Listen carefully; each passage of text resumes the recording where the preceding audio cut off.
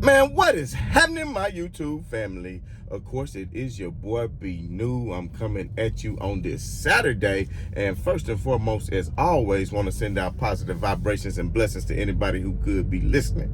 Now, with all that being said, we know that the Los Angeles Lakers were back in action on yesterday in the first game of their 5-game home stance, taking on none other than the Dallas Mavericks in a very important matchup as far as the conference standings and the playoff race and the play-in tournament as well as the playoffs. And we do know that this game was very important for the Lakers to come out and win, and we wanted them to come out and play the same way they did in that game that they had against New Orleans a couple games ago, in which that was a very important playoff game where you were going up against a team that you were directly matched up with as far as seedings, as far as to get into the tournament and ultimately into the playoffs. So with all that being said, we do know that ultimately the Los Angeles Lakers did not succeed on yesterday in being victorious against the Dallas Mavericks. And it's a lot of stuff that I want to get into. Of course, we all know Anthony Davis, the 3 plays that he made that was so out of character for him at the end of the game. I won't say necessarily the free throws, but we'll get into that in just a moment. But one thing I did want to focus on is that of none other than Kyrie Irving. Now, Kyrie Irving, who had 38 points on yesterday. Now, we know leading up into this game, the Lakers had put out there, or whoever had put out there, there were stories floating around that the Los Angeles Lakers were indeed happy with D'Angelo Russell and that they were not seeking to try to make a move on Kyrie Irving this summer, which we all know he will be a free agent. But, of course, the Brooklyn Nets, traded him to Dallas, and of course the Lakers wanted Kyrie Irving and he wanted to reunite with LeBron James, but the Brooklyn Nets were not going to let that happen and let him choose to go to a team of his choice. So they really made it rather difficult and wanted the Los Angeles Lakers to give away the whole house, so to speak, just in order to get one player, and they were simply not it wasn't really reasonable expectation for them to do so, and I cannot blame them for not doing so. But with all that said, we know what the situation is now. So Kyrie Irving on yesterday says, you know what, I'm going to come in and I am going to be like an audition for the Los Angeles Lakers. I'm going to show them what they missed out on, because early in the season, way before there was trade talk, the trade deadline, that's something that he wants to do. But at the end of the day, he opted in so he could get his money. He could have easily opted out of the contract and went to the Lakers for far less money while Russell Westbrook was still on the team. But we knew that that was not going to happen. So at the end of the day, he put on quite a show yesterday for Palinka and Ham and company, just saying, hey, you might want to reconsider, because he's really separated himself on yesterday from D'Angelo Russell mano a mano in that game, because basically he said, look here, I see what you can do, but let me show you. I see what you can do, but let me show you what I can do. And what he could do is put up those 38 points. Meanwhile, we know D'Angelo Russell only had 11 points, 2 rebounds, and just probably a few assists. I think he had 11 assists to make up for it though. So he was a plus on the floor, and he did have 11 assists, getting others involved. But he really took some bad shots, I think, down the stretch when the Lakers were up by 5 at like 3.5 to go. I think he took a couple of ill-advised threes that were just uncalled for. Overall, D'Lo shot 5 out of 17, only 29%, and he was 0 from 6 from 3. So ever since he made that acclamation the other day saying, y'all better be glad I hurt my ankle, he has not necessarily lived up to his own hype. I still am a proponent of keeping this squad together and just letting them run it another year with everybody fully healthy and intact. In no way am I giving up on the season. I know a lot of people keep saying, be new, it's over. That's the end. But as I look up in the standings today and know the Los Angeles Lakers should have and could have won that game, they would have been sole possession of the 7th seed, and it would have been very important. But now they look up and they fall into the 10th seed. But good for them that the Minnesota Timberwolves lost, as well as the Pelicans lost to Houston. The T-Wolves lost to Chicago. Golden State fell to Atlanta. So really everybody who they needed to lose lost. And of course the Lakers still control their own destiny. So if you can control your own destiny, to me, I feel like that is something that's very important. if you can control your own destiny, then why be afraid and why even look at standards? You just got to go out and take care of business. So they got a very winnable game against Orlando. Maybe not as much as a winnable game against Phoenix. I still think that's a winnable game with who they have, as long as they can come out and play the right way with the current team that they have. As long as, and I know LeBron James is going to be coming back soon. I know it's only 11 games left, but he will be reevaluated on Monday. And of course, I don't know if y'all heard the blurb from Dennis Schroeder on yesterday, where they was asking him after shooting rounds. He had this little smirk on his face, and he was saying, well, he was like, LeBron James went to a German doctor, and I know German doctors are very good. So we all know Kobe went back to a German doctor, I think, in 2012 when he had a problem with his knee, I think it was, or either maybe his Achilles, I can't remember. But whatever it was, he came back and had a great season the next season. And maybe Dennis Schroeder's alluding to something that's something that LeBron James is going to be doing himself here pretty soon, as far as being able to come back to the court. Because I'm telling you, and then Darvin Ham also said that LeBron has been getting three-a-days in as far as working out. So if he's doing 3 a days in and working out, then he amping himself up to get ready so he can get back on the floor, because as we can see, the Lakers desperately need him. So for all the people who think that, the trade LeBron, we don't need LeBron, now you can truly see, because had LeBron been in the game, a lot of these things would be different. Now, something that I do want to talk about before we get into the Anthony Davis talk, because we can directly lay the fault of this victory, the fault of this loss directly at the feet of Anthony Davis, too, because of the bonehead and some of the decisions he made down the stretch of that game. No way you should lose a game when you're up by, 4 points with 10 seconds left. It's just strictly inexcusable. But one thing that I did want to focus on, the one thing that I really, truly did want to focus on, though, is that of the free throw shooting. The Lakers had no excuse as far as free throw shooting. The Lakers were, I want to say, 19 out of 34 from from free throws, which is totally unacceptable. They shot 60% from the free throw line. They was actually 19 out of 31 from three, if my memory serves me right. They was 5 out of 20 from the three-point line, which was abysmal, which they only shot 25%, whereas Dallas shot basically 16 from 34 from three, which was over 50%. So, and it's still only 1 by 1. So that just shows you the analytic nature of the NBA. A lot of people think that you have to have threes, but if you look back and see the game, then you can see that the Lakers from 2 shot 60%, because on their 2 points, they were 60%. They took 38 out of 54 and 60%, whereas Dallas only shot 45 twos, which was only 53%, and the Lakers was right there because they shot 10% better from 2. So, they shot only 5 3-pointers the whole game. You would think in today's NBA, if you only make 5 3-pointers, then that's a wrap, that you won't even be in the game. But of course, they were in the game. But like I said, the free throws were very detrimental to them. They was missing them early on. I had a bad feeling from the start of the game where they just came out missing them. And then I almost said Malik Monk, but Malik Beasley missed a free throw on the technical. Austin Reeves missed a free throw on the technical. Then Austin Reeves missed another free throw on the technical. And Austin Reeves missed 3 free throws, which is unlikely for him. Then the Schroeder missed free throws, which is unlikely for him.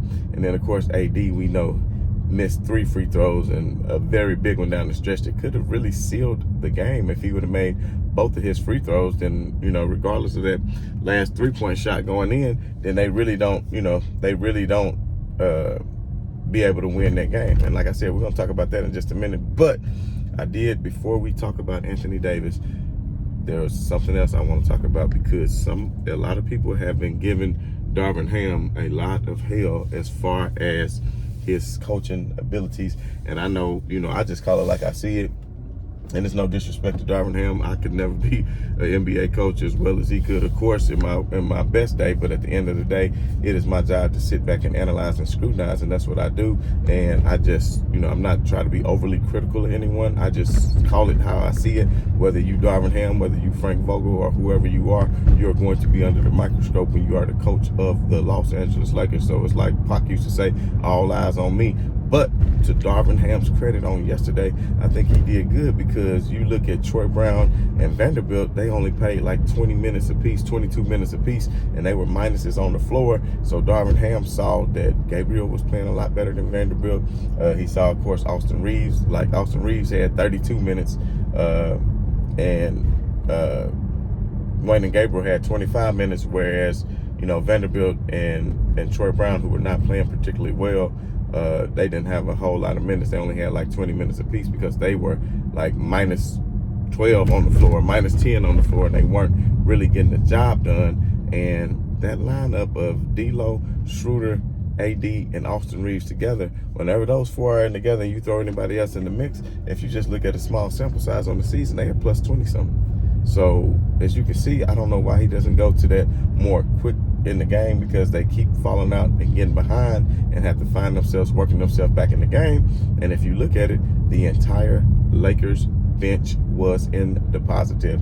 There was not one player off the bench that was in negative, and I wonder why Rui Hachimura only got like 14 or 15 minutes when he was 2 out of 2 from 3. He had it going. He's a pretty good defender. And if somebody would have told me on yesterday that Reggie Bullock only had 12, that Reggie Bullock only had 9, Tim Hardaway only had 12. If you would have told me that, Keebler only had 10, and we know about 6 of them out of those 10 was big points. But if you're going to tell me that, then you would say, well, hold on.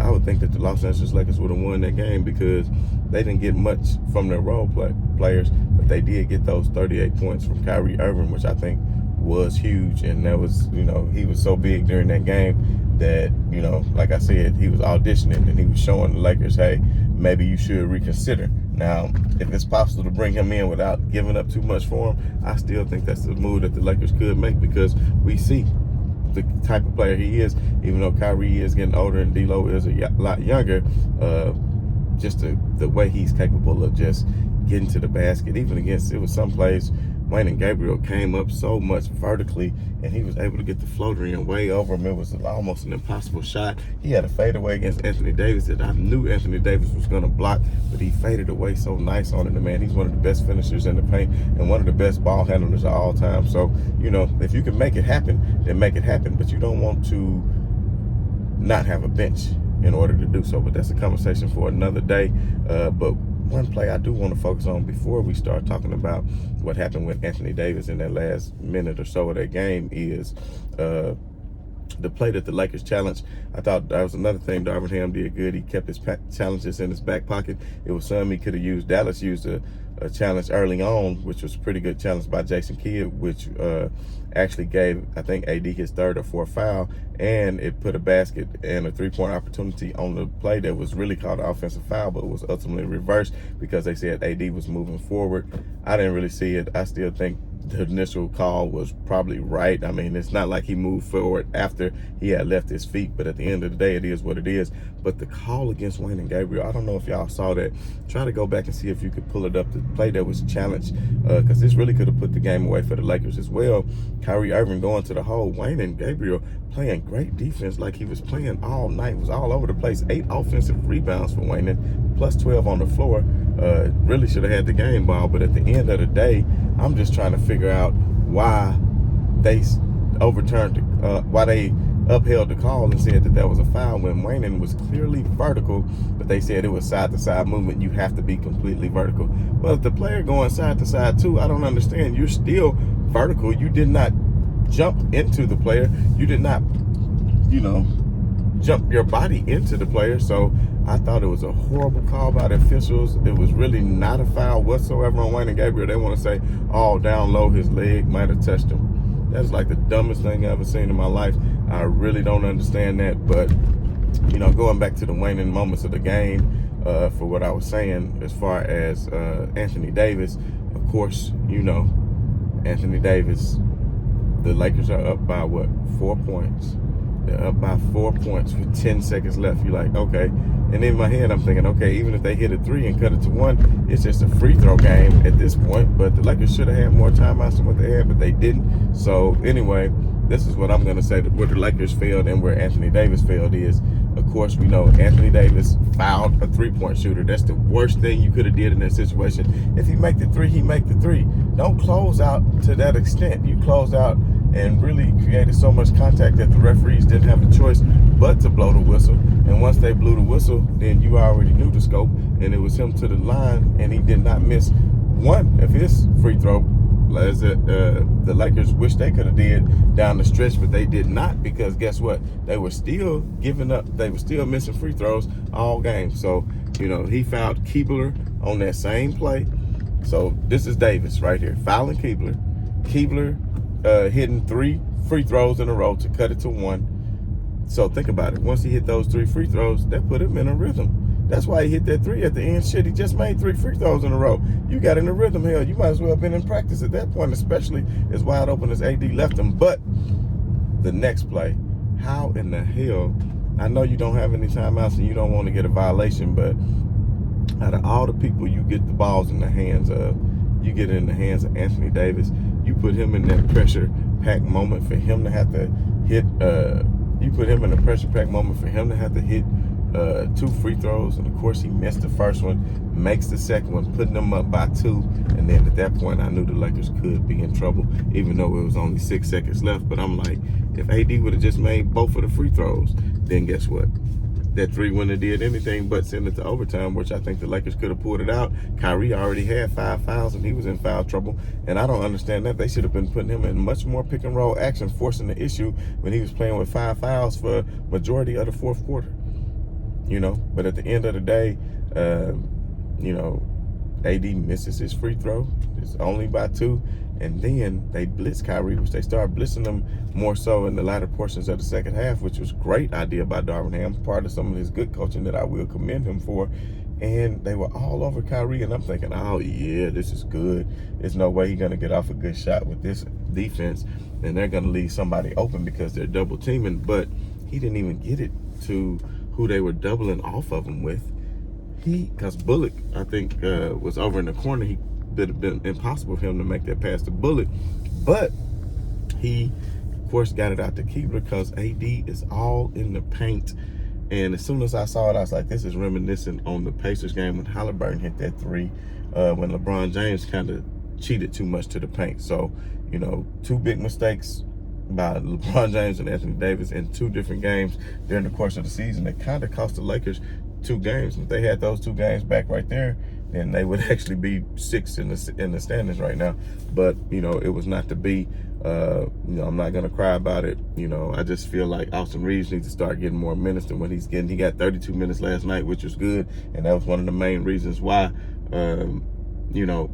That's one of the main reasons why that the Lakers was in the game. And I will say Malik Beasley surprised me last night. He didn't hit any 3-pointers, but he, time after time, was able to hit little floaters and get into the paint and create for himself. So if he can continue to do that, then that's fine. But I still want to see more minutes from Austin Reeves, if possible, because Austin Reeves is a threat with that stop-and-go action. He's been shooting a hell of a high clip from the floor, but I'm just really surprised that he missed those free throws down the stretch too, because that really could have sealed the game as well.